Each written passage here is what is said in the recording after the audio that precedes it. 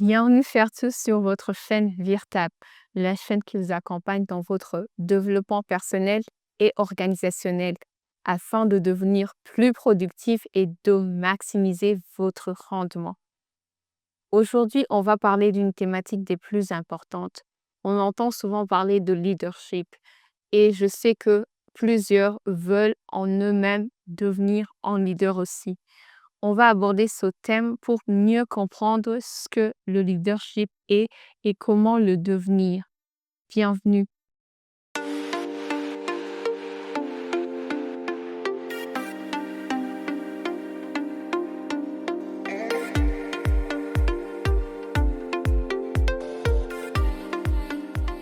Bonjour, Monsieur Jean Bosco. Bonjour, mademoiselle Sandrine. Quel est le facteur le plus déterminant pour les organisations ou les entreprises qui souhaitent devenir plus compétitives et rentables? Le facteur X du développement des organisations, des entreprises et même des nations, c'est le leadership. Parce que c'est le leadership qui donne la direction, c'est-à-dire la vision, la mission et les objectifs. C'est le leadership qui est à l'origine de la créativité et de l'innovation qui sont essentielles à tout progrès.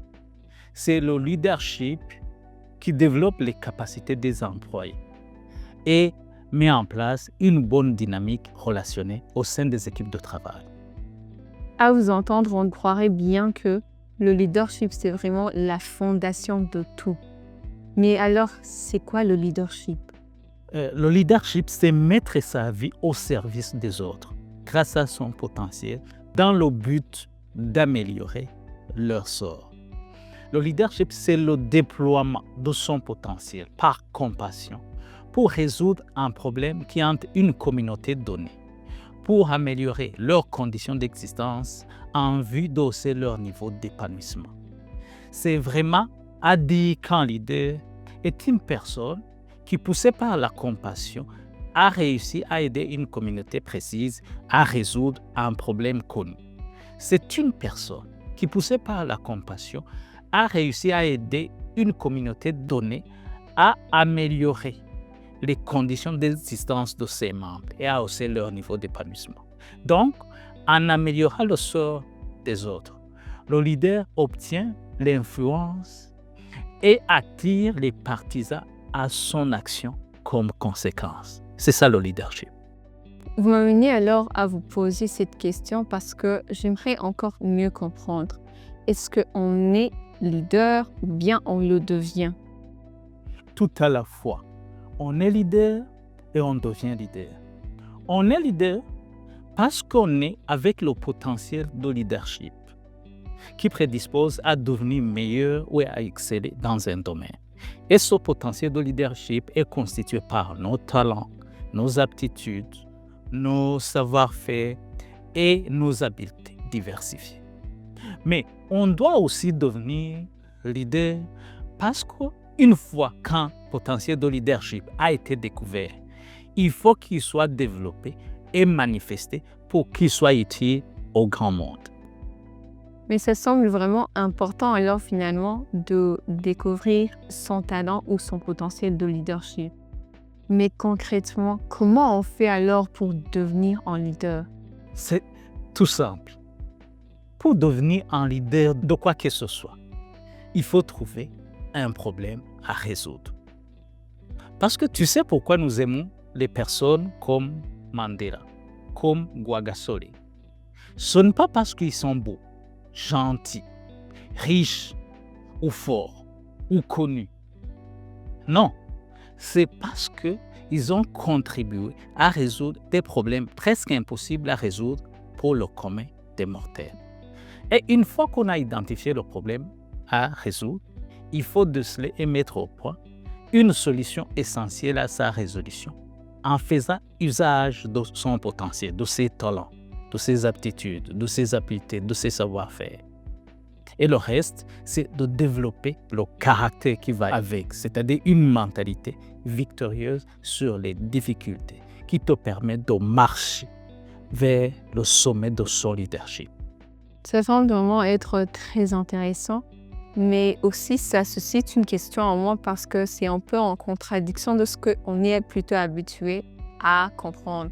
Parce que quand on dit la conférence des leaders, de haut niveau, tout ça, généralement on voit des personnes qui occupent des grands postes au sein du gouvernement, au sein des entreprises, au sein des organisations ou des personnes qui dirigent telle ou telle autre organisation.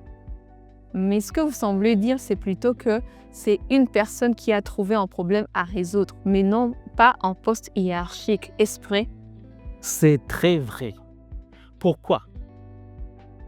Il ne faut jamais confondre une position de leadership avec le leadership.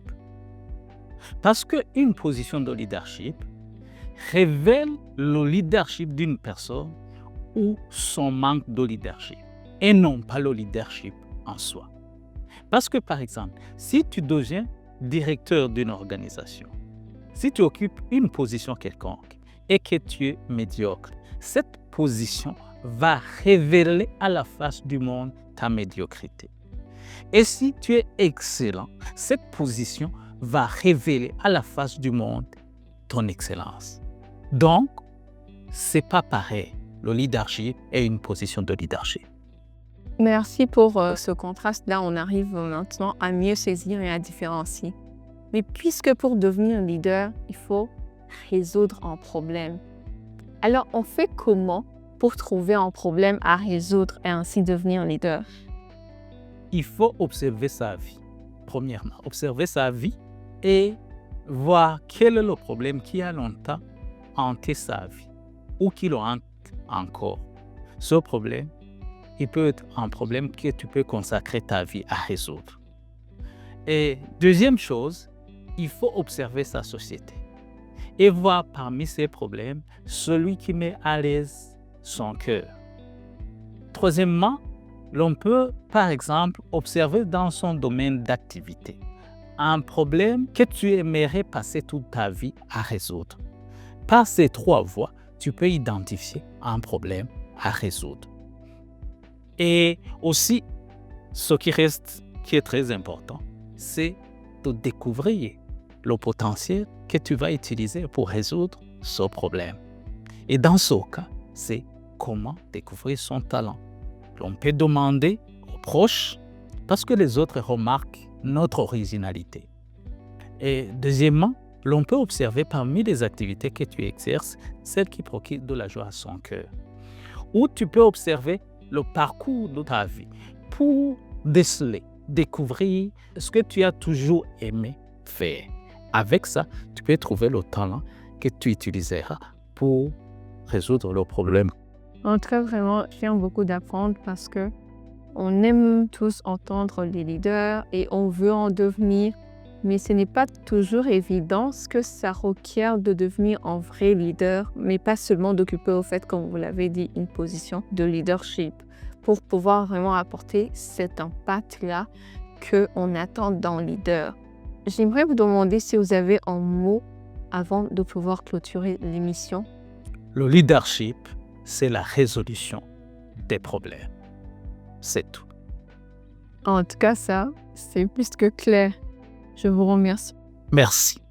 J'espère aussi que vous aurez pu apprendre beaucoup et surtout le dernier mot que le leadership, c'est la résolution d'un problème d'une communauté. Merci d'être de plus en plus nombreux à nous suivre. Si vous n'êtes pas encore abonné à la chaîne, faites-le. Aimez la vidéo, partagez-la avec vos proches et on se dit à la prochaine. Merci.